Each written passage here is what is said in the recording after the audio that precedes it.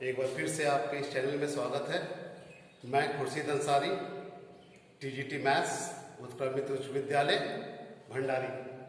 जैसा कि पिछले क्लास में आप लोगों को वास्तविक संख्या के बारे में बताया था और वास्तविक संख्या से ऊपर की ओर परिचर्चा हम लोग किए थे और उसमें यूक्लिड डिवीजन एल्गोरिदम इसमें हम लोग चर्चा करके उसको कंप्लीट किए थे। अब हम लोग नेक्स्ट टॉपिक्स हमारा सेशन एपिसोड 3 में क्या करना है, अगला थ्योरम जो है हमारा अंक गणित की आधारभूत प्रमेय, अंक गणित की आधारभूत प्रमेय, इसके बारे में हम लोग को डिस्कशन करना है। तो इस थ्योरम का एक स्टेटमेंट यहाँ पे लिखा हुआ है, एक बार फिर हम लोग यहाँ पे देखते हैं इसे क्या है। इसमें ये लिखा हुआ है, प्रत्येक भाज्य संख्या को अभाज्य संख्याओं के एक गुणनफल के रूप में व्यक्त किया जा सकता है तथा यह गुणनखंड अभाज्य गुणनखंडों के आने वाले क्रम के बिना अद्वितीय होता है। अब इस थ्योरम को समझने के लिए एक एग्जांपल लेते हैं और एग्जांपल के मदद से हम लोग इस थ्योरम पे डिस्कस करेंगे। तो स्टार्ट करते हैं। एग्जांपल के लिए हम लोग एक नंबर लेते हैं 32760 32760 और इसको हम लोग क्या करते हैं, गुणनखंड करते हैं। पहले भी आप लोग निचली कक्षाओं में आप लोग पढ़ चुके होंगे prime factorisation method. Prime factorisation method क्या है, तो उसी मेथड का यूज करके यहाँ पे हम लोग इसका प्राइम फैक्टर करते हैं, अभाज्य गुणनखंड करते हैं। तो इसका अभाज्य गुणनखंड करेंगे तो क्या होगा, तो इसको गुणनखंड करने में इस प्रकार से लिख सकते हैं। ये 2 यहाँ पे लोग देख सकते हैं रफ में 32760, इसको 2 से विभाजित करने पे क्या हो जाएगा, यहाँ पे लिखते हैं 16380, ये आ गया। इसको हम लोग 2 से जब विभाजित करते हैं तो होगा 2 1 2 1 2 2 6 12 7 2 13 तो 1 0 और 2 बचे 10 1 6 3 1। तो यहां पे देखे भाग देने पे 16380, तो इसको हम लोग लिख सकते हैं 32760 को 2 into 16380, उसी को लिख दें यहाँ पे। इसके बाद हम लोग इसका फिर से गुणनखंड करते हैं 16380, ये फिर से व्यक्त हो जाएगा 2 2 8 जा 16 2 1 जा 2 2 9 जा 18 और ये 0, तो 2 into 8190। अब फिर से हम लोग क्या करते हैं, इसका गुणनखंड करते हैं। इसका गुणनखंड करने पे क्या हो जाएगा 2 into 2 4 2 9 जा 18 2 5 जा 10, फिर 4095 को गुणनखंड करते हैं। इसको गुणनखंड करेंगे किससे, तो ये 2 से तो विभाजित होगा नहीं, तो इसको विभाजन हम लोग 3 से करते हैं। तो 3 से करते हैं, ये 3 से इसको भाग देते हैं, क्या हो जाएगा 3 1 जा 3 3 3 जा 9 3 6 जा 18 3 5 जा 15। इसके बाद फिर हम लोग 1365 को फिर से हम लोग भाग देते हैं किससे, तो यहाँ पे देखते हैं क्या ये 3 से विभाजित है, इसको हम लोग चेक करते हैं। तो देखते हैं यहाँ पे 3 1 4 4 और 6 10 5 15, ये फिर 3 से विभाजित हो जाएगी। तो यहाँ पे इसका गुणनखंड क्या हो जाएगा 3 और यहाँ पे 3 चौके 12 3 5 15 3 5 15 455, फिर 455 का गुणनखंड करते हैं हम लोग। तो इसको गुणनखंड करेंगे किससे हम लोग, तो ये 3 से नहीं होगा, अगला इसका अभाज्य गुणनखंड 5 है, तो 5 से करते हैं। यहाँ पे हमारा 5 हो जाएगा, 5 9 जा 45 5 1 जा 5, फिर इसका गुणनफल 91 का करना होगा। तो अब ये हमारा किससे होगा 7 से, तो 7 और यहाँ पे कितना हो जाएगा 13। तो हम लोग यहाँ पे देखें कि ये जो संख्या ली है 32760, इस संख्या पे अगर हम लोग गौर करते हैं तो इसका अभाज्य गुणनखंड जो हुआ वो किस तरह से हम लोग करते चले गए। ये पहले 2 × 1 6380, फिर इसको अगेन हम लोग किए तो 2 और इसके रूप में आया, फिर इसका गुणनखंड किए तो ये 2 और 4095 के रूप में आया, फिर इसको किए गुणनखंड तो ये क्या हो गया 3 × 1365, फिर 1365 को 3 और 445, फिर अगला किए तो 5 और 91 और लास्ट हम लोग को क्या मिला 7 × 13। अब हम लोग इस थ्योरम पे आते हैं, देखते हैं क्या कहना चाह रहा है। तो सबसे पहले हमारा जो पहला लाइन है, प्रत्येक भाज्य संख्या को अभाज्य संख्याओं के एक गुणनफल के रूप में व्यक्त किया जा सकता है। तो सबसे पहले ये जानना हम लोग को जरूरी है कि भाज्य संख्या क्या है। भाज्य संख्या इंग्लिश में इसको हम लोग कंपोजिट नंबर कहते हैं। है क्या ये कि वैसी संख्या जिसका 2 से ज्यादा गुणनखंड उपस्थित हो उसको हम लोग भाज्य संख्या कहते हैं, और जिसका सिर्फ और सिर्फ 2 ही गुणनखंड उसको हम लोग क्या बोलते हैं अभाज्य संख्या। जैसे एग्जाम्पल हम लोग पिछले कक्षाओं में भी दे चुके थे कि भाज्य संख्या का क्या हो जाता है। जैसे हम लोग लिख सकते हैं 4 लिए 4 का गुणनखंड क्या क्या हो सकता है। तो 4 का गुणनखंड जो होगा वो आपका 1 होगा, दूसरी संख्या इसका 2 होगा और क्या होगा 4। 5 ले रहे हैं हम लोग, 5 का गुणनखंड क्या होगा 1 और 5। 3 ले रहे हैं, 3 का गुणनखंड क्या होगा 1 और 3। 2 का गुणनखंड क्या होगा तो 2 का गुणनखंड 1 और 2। 6 का गुणनखंड क्या होगा तो 6 का गुणनखंड 1 2 3 और 6।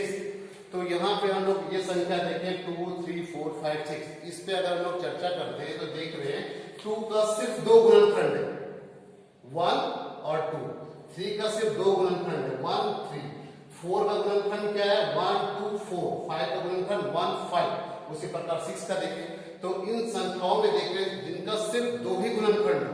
तो वैसी संख्या कौन है, एक 2 है, दूसरा क्या है 3 है, तीसरा क्या है 5 है, चौथा क्या हो सकता है 7 हो सकता है। 7 में गुणनखंड क्या हो जाएगा 1 और 7।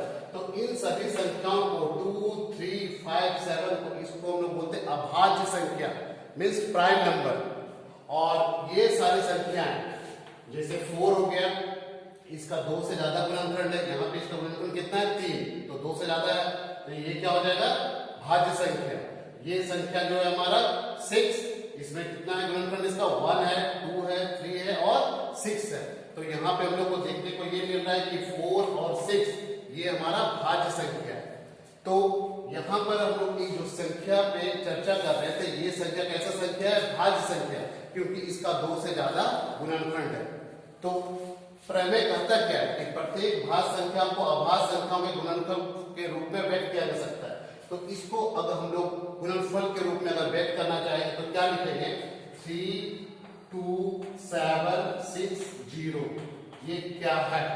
तो इसको हम लोग लिख सकते हैं 2 गुना 2 गुना, फिर क्या हो जाएगा 2 गुना 3 गुना 3 गुना 5 गुना 7 गुना 13। तो ये जो भाज्य संख्या है तो इसका गुणनखंड क्या आया अभाज्य गुणनखंड। तो अभाज्य गुणनखंड हमारा है 2 × 2 × 2 × 3 × 3 × 5 × 7 × 13। तो ये अभाज्य गुणनखंड है। तो ये भाज्य संख्याओं को हम लोग अभाज्य गुणनखंड के रूप में लिख सके। ये हमारा जो संख्या था ये हमारा भाज्य था, ये हमारा यहाँ पे 2 अभाज्य है, 3 भी हमारा अभाज्य है, 5 भी हमारा अभाज्य है, 7 और 13 भी हमारा अभाज्य संख्या है। अब हम लोग यहाँ पे अगला लाइन क्या कहता है कि ये भाज्य संख्या को तो अभाज्य गुणनखंड के रूप में तो व्यक्त कर चुके है ना, यह गुणनखंड कर चुके। अब अगला लाइन ये कहता है तथा यह गुणनखंड अभाज्य गुणनखंडों के आने वाले क्रम के बिना अद्वितीय होता है। इसको समझते हैं, जैसे एक संख्या है उसको हम लोग लिख रहे हैं इस प्रकार से 2 × 3 × 5 × 7, एक संख्या ये लिखी, ठीक है। इसमें जो सारी संख्याएं हैं 2 3 5 7 ये चारों संख्या जो है वो अभाज्य है। अब कोई इस प्रकार से लिख रहा है 7 गुना 2 गुना 5 गुना 3। इसमें भी कितनी संख्या है? 4 है। 4 वही संख्या तो है, यहाँ पर भी 2 है, यहाँ भी 1 ही 2% है, यहाँ भी 1 7 है, यहाँ 1 7 है, यहाँ 1 3 है, यहाँ भी 1 3 है, यहाँ 1 5, यहाँ 1 5 है। लेकिन क्रम जो है वो अलग अलग है। इसका क्रम है आरोही क्रम में, छोटी से बड़े की ओर 2 3 5 7। यहाँ पे इसका क्रम पे विचार हम लोग नहीं कर रहे, लेकिन संख्या क्या है? सेम। तो अद्वितीय का मतलब क्या हो गया कि इसको और इसको हम लोग एक ही समझेंगे, है ना, इसको यूनिक समझते हैं। यही हमारा करने का मतलब है अद्वितीय से। अद्वितीय क्या हो गया? ये दोनों को अगर क्रम पे विचार नहीं करते तो ये क्या होता है? अद्वितीय होता है। मतलब इस दोनों को हम लोग एक ही समझ सकते हैं। इसको और भी फॉर्म में लिख सकते हैं इस प्रकार से 3 5 7 2। इसका भी मतलब क्या हो गया? इसी से ये दोनों का तात्पर्य एक ही हो गया, यही हमारा अद्वितीय हो गया। तो इस थ्योरम के हेल्प से हम लोग इसको देख सकते हैं कि 2 × 2 × 2 × 3 × 3 × 5 × 7 × 13 इस भाज्य संख्या को अभाज्य संख्या के गुणनफल के रूप में व्यक्त किए। अगर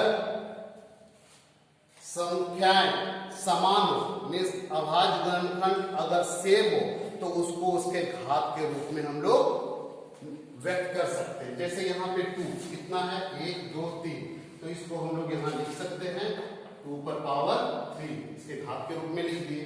यहाँ पे 3 कितना है हमारा? तो 3 हमारा 2 है, तो यहाँ पे क्या हो जाएगा? 3 का पावर 2। यहाँ पे 5 कितना है? तो 1 है, इंटू यहाँ पे 5 इंटू 7 इंटू 30। इस तरह से भी हम लोग इसको लिख सकते हैं। तो ये हमारा भाज्य गुणनखंड, ये भाज्य गुणनखंड को अभाज्य गुणनखंड के रूप में हम लोग लिख सकते हैं। और इसको किस प्रकार से लिखे? उसके घात के रूप में भी व्यक्त कर सकते हैं। अब हम लोग आगे देख रहे हैं थोड़ा सा। अब हम लोग भाज्य संख्या व्यापक रूप से हम लोग देखते हैं x। अभी एक एग्जाम्पल लेके हम लोग कर रहे थे, अब इसका व्यापक रूप से समझते हैं कि भाज्य संख्या को हम लोग क्या मान ले रहे हैं? x।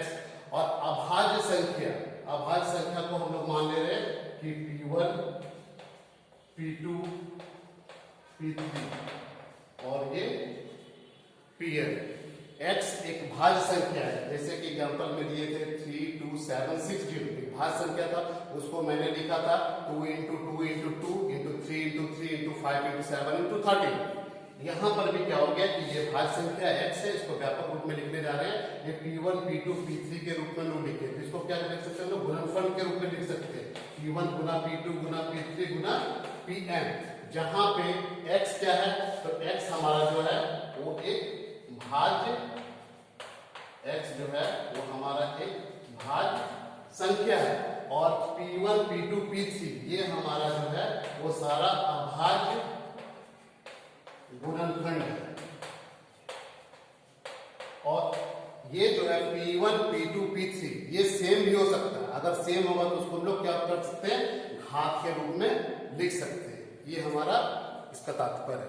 अब हम लोग ये देखते हैं कि इसके हेल्प से हम लोग क्या कर सकते हैं। तो इसके हेल्प से हम लोग HCF और LCM इस दोनों को फाइंड आउट कर सकते हैं।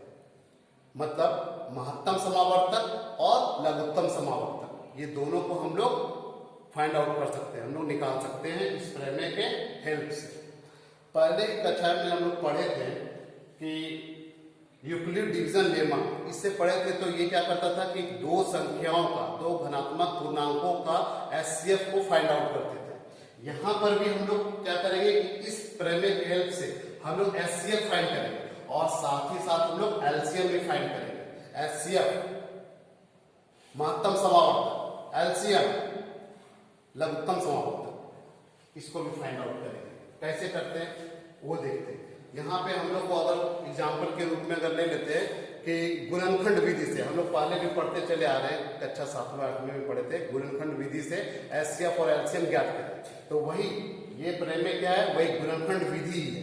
तो गुणनखंड विधि से 6 का और एक संख्या ले लेते हैं 20, 6 और 20 का HCF फाइंड करना है।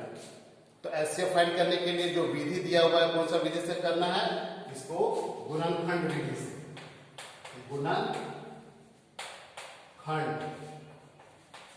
गुणनखंड विधि के द्वारा 6 और 20 का एचसीएफ और एलसीएम ज्ञात करना है। हम लोग 6 और 20 का एचसीएफ पहले भी ज्ञात किए थे, लेकिन वो जो थ्योरम था उसको हम लोग क्या कहते थे, यूक्लिड डिवीजन लेमा। तो प्रश्न एग्जाम में इस प्रकार का प्रश्न पूछा जा सकता है कि 6 और 20 का एचसीएफ ज्ञात करें, लेकिन वहां पे क्वेश्चन के ऊपर में लिखा रहेगा कि किस विधि से आपको यूक्लिड डिवीजन लेमा का यूज करके ज्ञात करना है या आपको गुणनखंड विधि से ज्ञात करना है। ये प्रश्न में रहेगा। अगर लिखा हुआ रहेगा यूक्लिड विभाजन प्रमेय विधि के द्वारा 6 और 20 का एचसीएफ ज्ञात करें, तो हम लोग जो पिछली कक्षाओं में पढ़े थे उसी को हम लोग को यूज करना है। लेकिन अगर बोल दिया जाए कि गुणनखंड विधि से 6 और 20 का एचसीएफ को ज्ञात करना है, तब फिर हम लोग 6 और 20 को इस विधि से ज्ञात करेंगे। तो देखते हैं ये है क्या। तो एचसीएफ ज्ञात करना है तो हम लोग पहले 6 को क्या कर सकते हैं, अभाज्य गुणनखंड के रूप में इसको पहले व्यक्त करते हैं। तो 6 का अभाज्य गुणनखंड क्या हो जाएगा हमारा, 2 × 3। अब इसको थोड़ा सा घात के रूप में लिख देते हैं। तो 2 कितना बार आ रहा है, सिर्फ एक ही बार आया। 3 कितना बार आया, तो सिर्फ एक बार आया। तो 2 का पावर 1 और 3 का पावर 1। इसके बाद हम लोग 20 को लिख सकते हैं क्या, 20 बराबर तो 2 × 2 × 5। इसको हम लोग क्या लिख सकते हैं, घात के रूप में लिखना होगा। तो 2 का पावर क्या हो जाएगा, 2 है ना, तो यहाँ पे क्या हो जाएगा 2 इंटू क्या लिखेंगे 5। अब हम लोग क्या करेंगे कि एचसीएफ लिखना होगा। तो एचसीएफ क्या होता है, तो एचसीएफ किसका, तो 6 का और 20 का।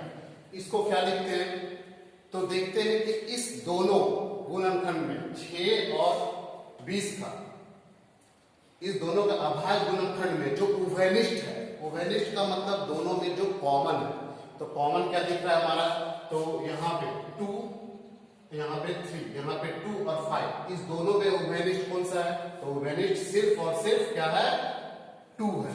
क्या कि दूसरा जो अभाज्य गुणनखंड है 3 और 5, इसमें 5 नहीं है, इसमें 3 नहीं है, तो वो तो उभयनिष्ठ है नहीं। उभयनिष्ठ का मतलब हो गया कि जो दोनों में उपस्थित हो। तो दोनों में उपस्थित क्या हो गया, 2 हो गया। अब एचसीएफ क्या होता है कि इस दोनों में अभाज्य गुणनखंड का जो सबसे कम घात हो वही लिखना। तो इसमें दोनों में उभयनिष्ठ 2 है और 2 में सबसे कम घात कौन सा है, यहाँ पे 1 है और यहाँ पे 2 है, तो घन घात वाला कौन हो गया 1। तो यहाँ पे क्या हो जाएगा, ऊपर पावर 1, और इसको हम लोग क्या लिख सकते हैं 2। ये हमारा क्या हो गया एचसीएफ। तो एचसीएफ को हम लोग लिख सकते हैं इस प्रकार से, संख्याओं में प्रत्येक, इसको कैसे पता करते हैं, संख्याओं में प्रत्येक उभयनिष्ठ, संख्याओं में प्रत्येक उभयनिष्ठ अभाज्य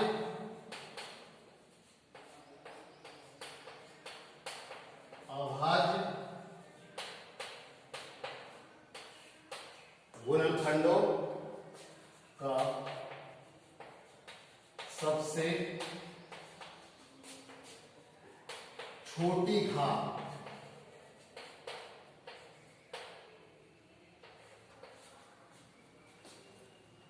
मैंने क्या लिखा यहाँ पे, एचसीएफ संख्याओं में प्रत्येक उभयनिष्ठ अभाज्य गुणनखंडों का सबसे छोटी घात का गुणनखंड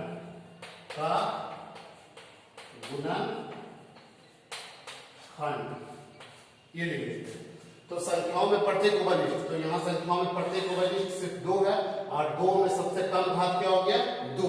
अगर एक 3 भी रहता तो हम लोग यहाँ पे 3 लिखते और उसको गुणनखंड कर देते, तो यहाँ पे सिर्फ 2 है। और एलसीएम हम लोग को फाइंड करना है।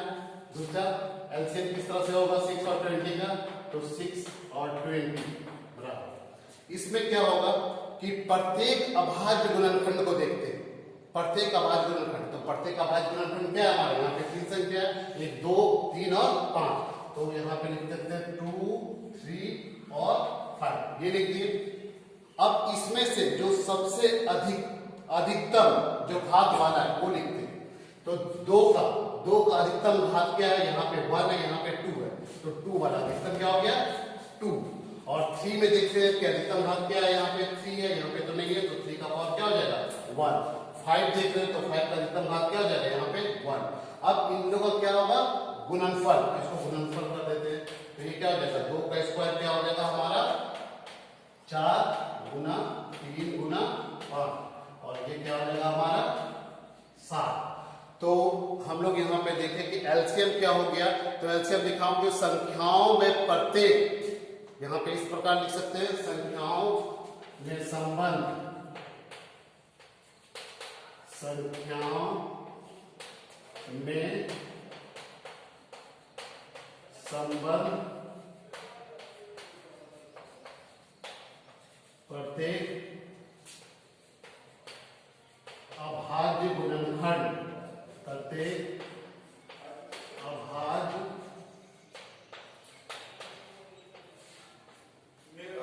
अभाज्य गुणनखंडों के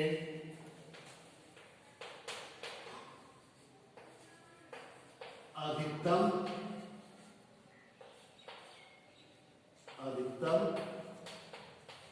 घातों का गुणनफल।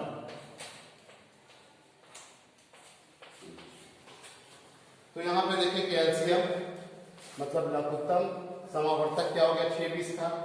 तो यहां मैंने क्या लिखा संख्याओं में संबंध प्रत्येक अभाज्य गुणनखंड, मतलब प्रत्येक अभाज्य गुणनखंड, तो यहाँ पे अभाज्य गुणनखंड क्या है प्रत्येक, तो एक 2 है 3 है 5 है। अब 2 में जो सबसे बड़ी घात है तो वो सबसे बड़ी घात क्या होगी यहाँ पे 2 है, और 3 में सबसे बड़ी घात क्या हो गया वो 1 है, 5 में भी सबसे बड़ी घात क्या हो गया 1 है। तो इन सभी का गुणनफल, तो सभी का गुणनफल क्या हो जाएगा यहाँ पे 7।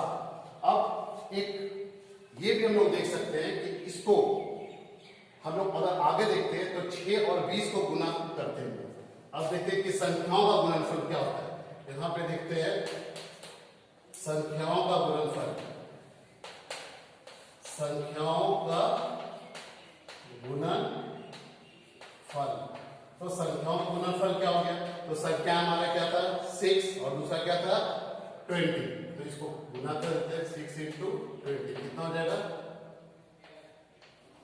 120, ये लिख दिए। अब क्या करते हैं कि एचसीएफ और एलसीएम का गुणनफल देखते हैं। एचसीएफ क्या था हमारा, एचसीएफ क्या था 6 और 20 का, क्या हम लोग ज्ञात किए थे, ये हमारा 2 है। और एलसीएम हम लोग क्या फाइंड किए थे, एलसीएम 6 और 20 का क्या पता किए थे यहाँ पे 7, तो ये क्या हो गया 60। अब एचसीएफ 620 गुना एलसीएम 620, अब इन दोनों को गुना करते हैं तो क्या हो जाएगा 2 गुना 7, ये हमारा कितना हो गया 120। तो यहां पर संख्याओं का गुणनफल भी हमारा कितना आया 120, और एचसीएफ और एलसीएम को भी हम लोग गुना किए तो क्या आ गया 120। तो हम लोग ये एक निष्कर्ष पे आ सकते हैं, एक निष्कर्ष निकाल सकते हैं कि संख्याओं का गुणनफल जो होगा वो एचसीएफ और एलसीएम का गुणनफल के बराबर होगा। अब हम लोग यहाँ पे देखते हैं किस तरह से इस पे थोड़ा विचार करते हैं कि 2 संख्या हम लोग लेते हैं, एक संख्या हमारा जो हो गया वो a और दूसरी संख्या b। तो हम लोग लिख सकते हैं कि संख्याओं का गुणनफल, संख्याओं का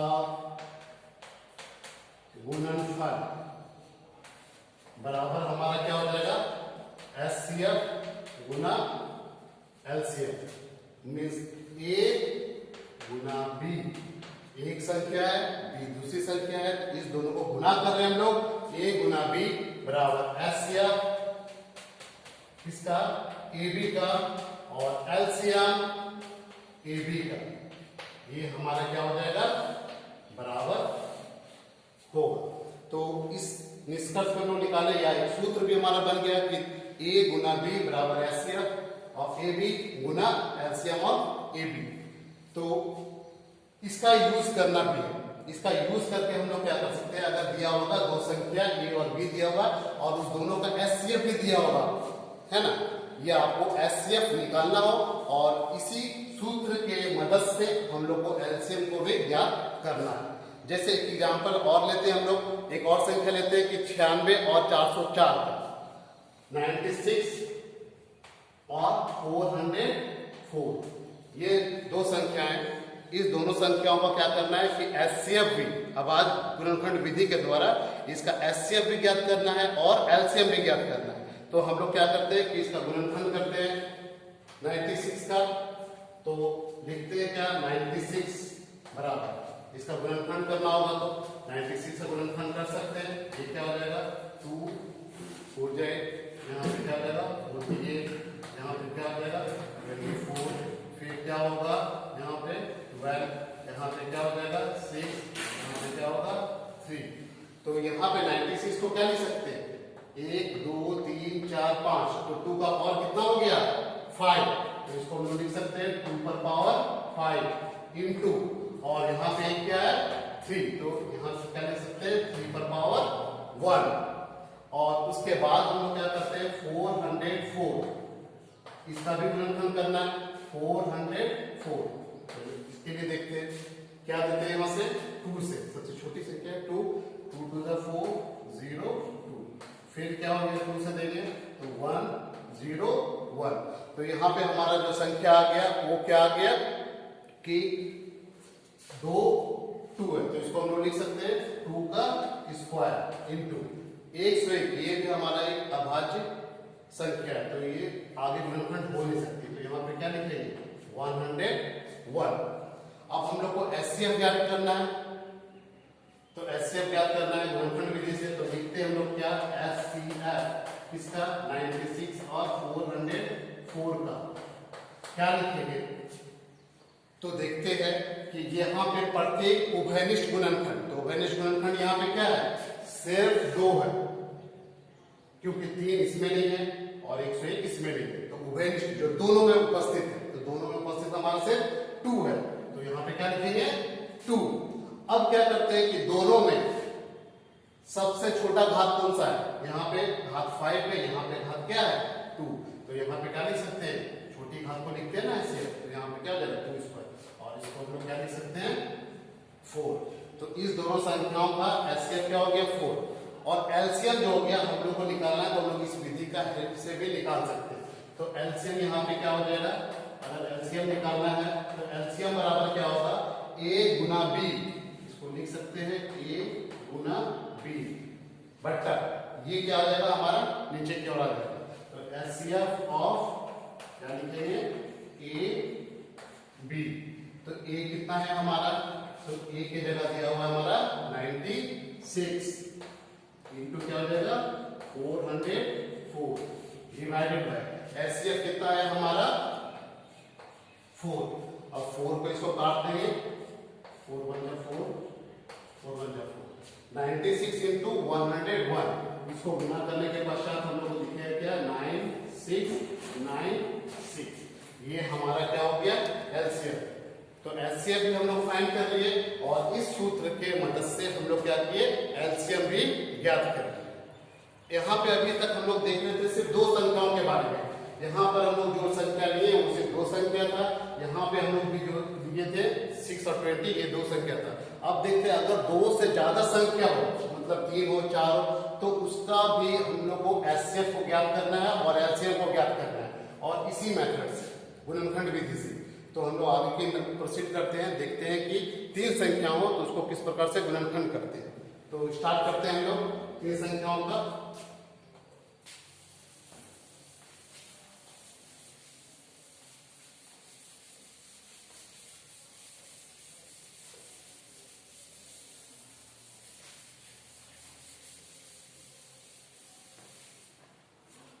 तीन संख्या लेते हैं हम लोग।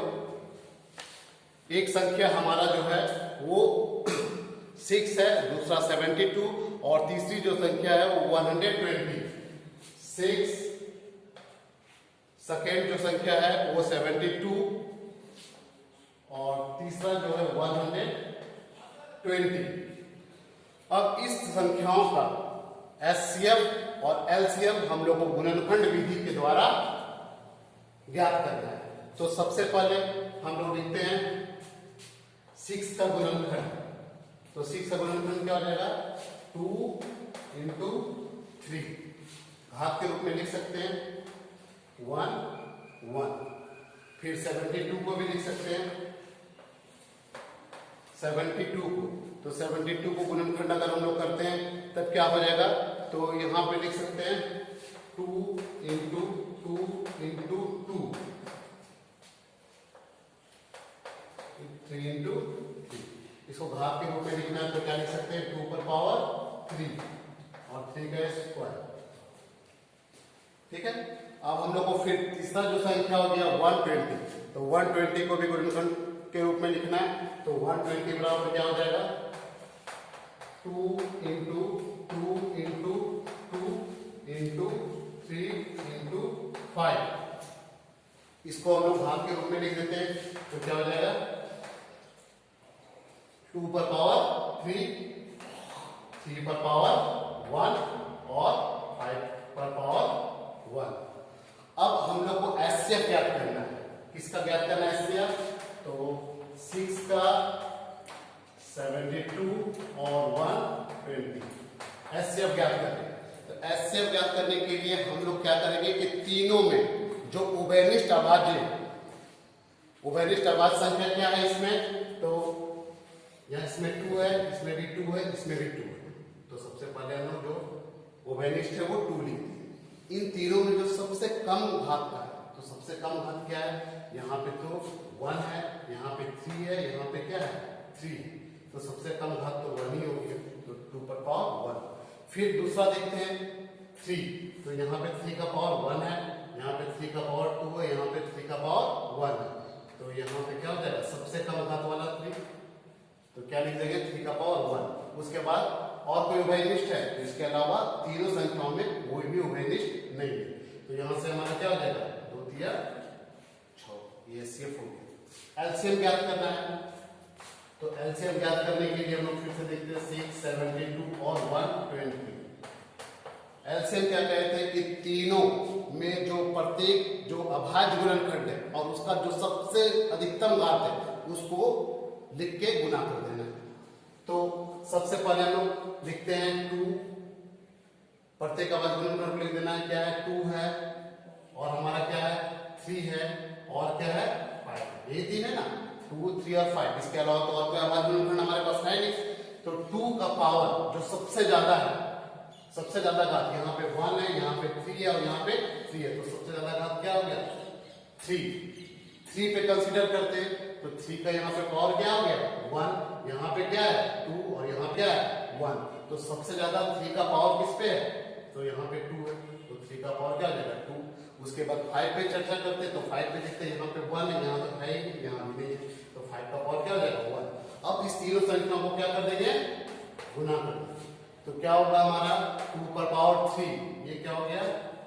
8। ये क्या हो गया? 9 और ये कितना हो गया? 5। इस तीनों को गुना कर देंगे तो कितना हो जाएगा? 360। ये ठीक। तो हमारा एलसीएम भी ज्ञात हो गया और हमारा एचसीएफ भी ज्ञात हो गया। अब क्या करते हैं कि जैसे हम लोग पिछली बार जो 2 संख्या को लिए थे और दोनों संख्या को गुणनफल कर दिए, यहां पर भी हम लोग क्या करते हैं? तीनों संख्याओं को गुणनफल कर देते हैं। तो तीनों संख्याओं का गुणनफल क्या हो जाएगा? संख्याओं का गुणनफल, संख्याओं का गुणनफल। तो संख्याओं का गुणनफल हो जाएगा हमारा 6 इंटू 72 इंटू 120। अब इस तीनों को हम लोग गुना करते हैं। तो गुना करने के बाद हम लोग मिलता है 51840। 51840 ये आ रहा है। अब हम लोग एचसीएफ और एलसीएम का भी गुणनफल को ज्ञात करते हैं। तो एचसीएफ क्या था हमारा? एचसीएफ हमारा था 6 और एलसीएम क्या था?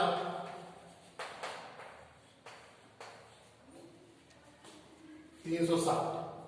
अब इस दोनों को गुना करते हैं, HCF गुना LCM, तो 6 गुना 360, तो यहाँ पे कितना आ जाएगा 2160। तो अब यहाँ पे देखते हैं कि LCM और HCF को गुना करने पे हमको क्या प्राप्त हुआ 2160, और यहाँ पे तीनों संख्याओं का जो गुणनफल किया वो क्या प्राप्त हुआ 51840। क्या ये दोनों बराबर है? तो नहीं। तो इस तरह से हम लोग लिख सकते हैं कि अगर संख्याओं को गुणनफल मतलब कि तीन संख्या है A Guna B Guna C, इस तीनों संख्याओं को अगर हम लोग गुना कर देते हैं और इसका HCF किसका, इस तीनों संख्याओं का गुना LCM किसका, इन तीनों संख्याओं का, ये जो होगा ये आपस में बराबर नहीं होगा। दो संख्याओं के बारे में अगर हम लोग देखते हैं तो A गुना B बराबर HCF गुना LCM होता था, जब तीन संख्याओं के बारे में हम लोग कंसीडर कर रहे हैं तो वहां ये देखने को मिल रहा है कि तीनों संख्याओं का गुणनफल जो हो रहा है वो उसके HCF और LCM के गुणनफल के बराबर नहीं हो रहा है।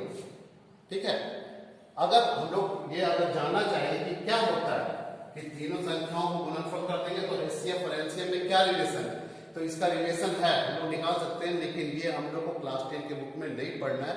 लेकिन अगर हम लोग फॉर्मूला चाहते हैं तो लिख सकते हैं। क्या होता है कि HCF A B और C का HCF अगर निकालना होगा कि तीन संख्याओं A B और C का HCF अगर ज्ञात करना है तो ये हमारा हो जाएगा A Guna B Guna C, A Guna B Guna C Guna LCM किसका A B और C का, बट LCM किसका AB का गुना LCM BC का और LCM AC।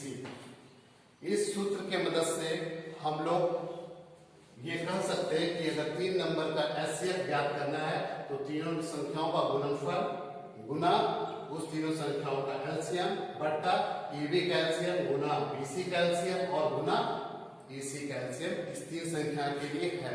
लेकिन यहाँ पे बुक में है नहीं, लेकिन अगर जानना चाहते हैं कि इसके बराबर नहीं है तो किसके बराबर हो सकता है, उसके लिए मैंने ये सूत्र यहाँ पे लिख दिया। अब हम लोग एक्सरसाइज से रिलेटेड कुछ क्वेश्चन करते हैं, देखते हैं।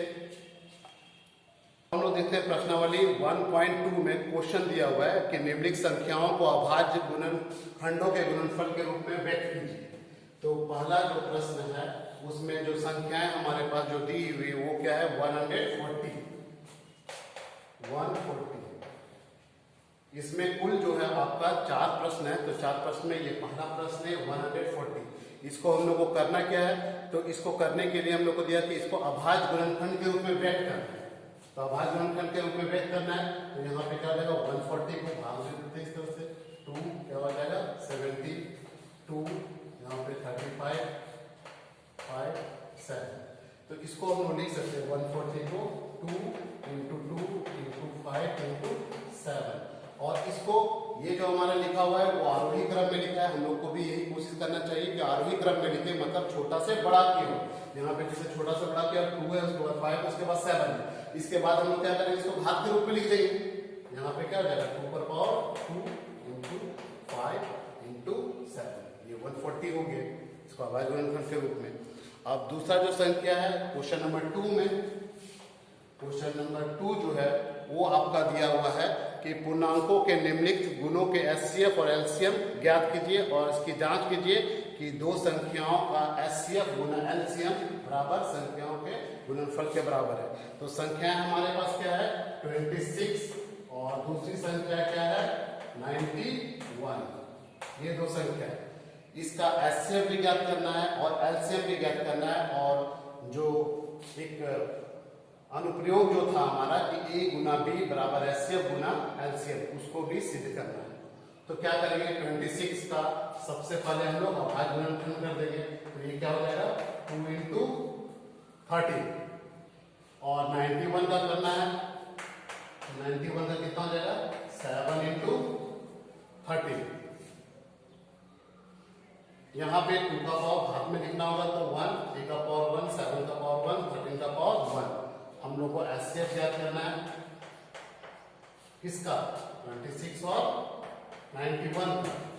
तो एचसीएफ क्या हो जाएगा कि दोनों में हम लोग को कॉमन देखना है, जो दोनों में वेनिस्ट है, तो वेनिस्ट 2 तो है नहीं, 13 है, तो यहाँ पे क्या लिख देंगे 13 का पावर 1, मतलब क्या हो गया हमारा 13। और एलसीएम हम लोग को फाइंड आउट करना है, तो एलसीएम ऑफ 26 और 91, तो इसमें हम लोग उस सूत्र का यूज करते हैं। तो सूत्र क्या हो जाएगा, ए गुना बी बटा क्या होगा एचसीएफ ऑफ ए बी। तो ए गुना बी, तो यहाँ पे क्या हो जाएगा 26 गुना 91 बटा एचसीएफ कितना आया 13। अब इसको हम लोग कैंसिल कर सकते हैं, 13 2 इसको गुना कर दो, 1 2 9 ये हो गया 182। मतलब हम लोग को एचसीएफ भी निकल गया और एलसीएम भी निकल गया। अब हम लोग को क्या करना है, सिद्ध करना है कि संख्याओं का गुणनफल। तो संख्याओं का गुणनफल क्या हो जाएगा, संख्याओं का गुणनफल। तो संख्याओं का गुणनफल हमारा जो हो जाएगा वो 26 इंटू 91 और एचसीएफ किसका, तो एचसीएफ 26 और 91 का क्या आया था हमारे पास 13 और एलसीएम क्या आया था 26 का और 91 का। एलसीएम हमारे पास कितना आया था 182। अब इस दोनों को गुना करते हैं, एचसीएफ गुना एलसीएम, तो यहाँ पे हो जाएगा 13 इंटू 182।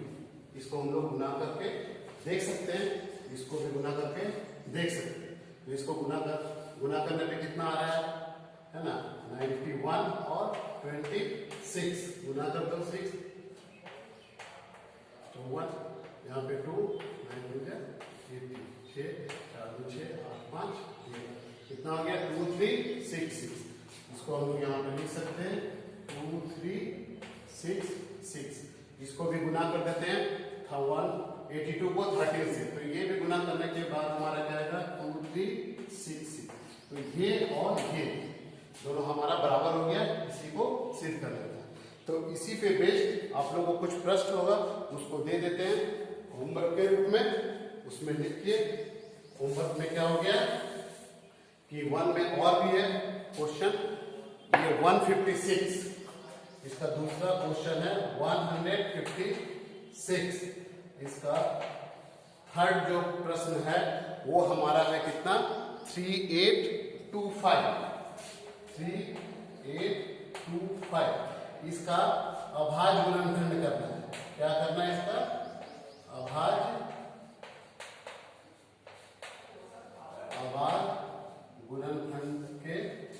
गुणनखंड के रूप में इसको व्यक्त करना है। इस दोनों आप लोग का होमवर्क होगा। और इस पे बेस्ड जो सेकेंड क्वेश्चन जो बनाए थे हमारा ये 1 का हो गया, ये क्वेश्चन नंबर 2 का जो 2 नंबर है वो है आपका 510 और 92। 510 और 92 इसका एचसीएफ और एलसीएम ये दोनों ज्ञात करना है और साथ ही साथ ये भी सिद्ध करना है कि एलसीएम गुना एचसीएफ बराबर संख्याओं का गुणनफल होगा। ये प्रश्न आप लोग ना करके रखेंगे। तब तक के लिए आप लोग के लिए